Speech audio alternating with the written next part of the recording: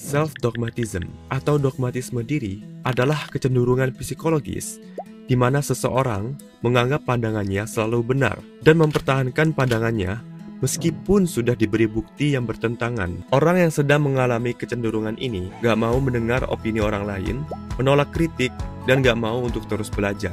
Fenomena ini sering terjadi pada orang-orang dengan intelektualitas tinggi, tak hanya akademisi dan profesional. Kita pun yang merasa sudah berwawasan bisa mengalaminya. Dan ya, self-dogmatism itu tidak baik, menghambat proses belajar dan berpikir. Sekarang muncul dua pertanyaan. Pertama, mengapa orang bisa mengalami kecenderungan ini?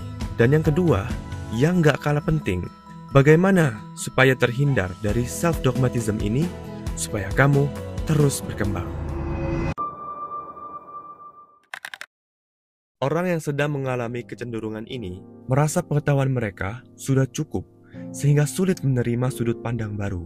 Ada beberapa faktor yang bisa menjadi pemicu self-dogmatism, yaitu rasa terlalu percaya diri. Orang yang terlalu percaya diri dengan kemampuannya cenderung untuk tidak mempertanyakan kemampuannya. Narasinya kayak gini, buat apa gue belajar lagi? Buat apa anggap diri gue salah? Buat apa dengerin apa kata orang lain? Kan gue udah pinter, gue kan alihnya. Akibatnya orang jadi enggan untuk belajar lagi, enggan terbuka dengan lawan bicara, dan suka mencari pembenaran. Inilah kenapa kita harus hati-hati dengan rasa terlalu percaya diri. Percaya diri itu bagus, tapi kalau ditambah kata terlalu, percaya diri semacam ini tidak bagus lagi. Ini baru faktor psikolog. Ada juga faktor kognitifnya. Orang terkadang cenderung mempertahankan pandangannya, meskipun pandangannya bisa saja salah. Ketika pandangannya diluruskan, alih-alih mengaku salah, malah mencari pembenaran untuk mempertahankan pandangannya. Sebagai contoh, lo percaya kalau vaksin itu berbahaya. Ketika lo dengar bahwa vaksin itu mengandung magnet, lo menerima info itu. Tapi ketika lo dikasih tahu sama dokter vaksin itu bisa mencegah dari penyakit, lo menolaknya, menganggap ini hanyalah strategi bisnis saja. Fenomena ini disebut dengan bias konfirmasi. Orang yang bias konfirmasi juga sulit diluruskan, tidak mau mempertimbangkan argumen lawannya. Dan seperti yang dijelaskan tadi, self-dogmatism adalah fenomena di mana seseorang menganggap pandangannya selalu benar. Faktor lain, seperti faktor sosial, bisa juga menjadi sebab self-dogmatism. Terkadang, orang yang memiliki title tertentu tidak mau menerima kebenaran karena tidak mau dianggap salah.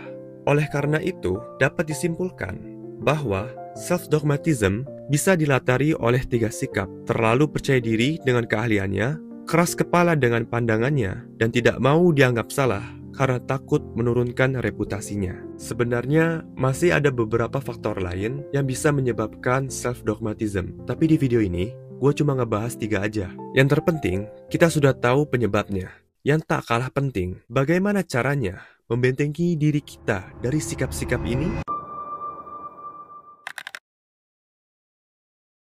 Intellectual humility, sebuah kesadaran akan kurangnya pengetahuan dan salahnya pandangan sendiri. Lawan dari rasa terlalu percaya diri adalah rasa rendah hati. Mulailah untuk menyadari bahwa kita bisa saja salah. Pengetahuan kita nggak seberapa. Terbukalah dengan sudut pandang lain. Nggak saklek dengan sudut pandang sendiri. Dan kita juga mau menerima untuk dikoreksi. Dengan sikap seperti ini, kita bisa melawan ego dalam diri kita. Terkadang, orang yang memiliki title tertentu tidak mau menerima kebenaran karena tidak mau dianggap salah dan menurunkan reputasinya. Namun, ada yang harus digarisbawahi. Gak semua orang yang memiliki title bersikap seperti ini. Banyak kok orang yang bertitle, tapi dia tetap rendah hati.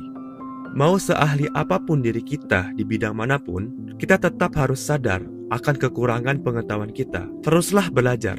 Hati-hati kalau kita berhenti belajar karena merasa sudah ahlinya. Karena pengetahuan berhenti bertambah ketika kita berhenti belajar. Memandang suatu masalah dari orang ketiga juga membantu lo lebih bijak dalam mengambil suatu keputusan, lebih objektif dan tidak subjektif. Alih-alih mempertanyakan, kenapa gue sebel sama teman gue? Jadilah orang ketiga dan tanyakan, kenapa orang itu sebel sama temannya? Ada masalah apa dengan mereka berdua? Emangnya mereka berdua ada maksud apa sih sebenarnya? Rasanya beda kan? Melihat masalah pribadi dengan sudut pandang sendiri, dengan melihat dari orang ketiga, strategi kognitif ini disebut self-distancing. Dengan cara ini, lo bisa lebih bijak dan objektif, terhindar dari bias dan pengaruh nafsu maupun emosi. Masih ingat dengan bias konfirmasi? Lawanlah dengan pikiran yang terbuka. Jangan mencari informasi yang hanya mendukung pendapat sendiri, tapi juga pendapat yang berlawanan. Seimbanglah dalam berperspektif. Intinya, stay open-minded kawan. Setelah menonton video ini, apakah lo ngerasa lo sedang mengalami self-dogmatism? Gue sendiri, meskipun sudah tahu hal ini, tetap saja ada kemungkinan gue sedang mengalaminya. Dan gue pernah mengalaminya. Semua orang seharusnya pernah mengalaminya. Tapi, dengan mengetahui hal ini, gue jadi lebih sadar atas kesalahan gue. Pesan gue cuma satu, memiliki karakter rendah hati dan pikiran yang terbuka itu sangat krusial. Baik sebelum berilmu, berpandangan, maupun berargumen. So next time, sebelum kita menganggap diri kita benar atau mengkritik orang lain, katakan ke diri sendiri, bisa aja gua yang salah, mereka yang benar.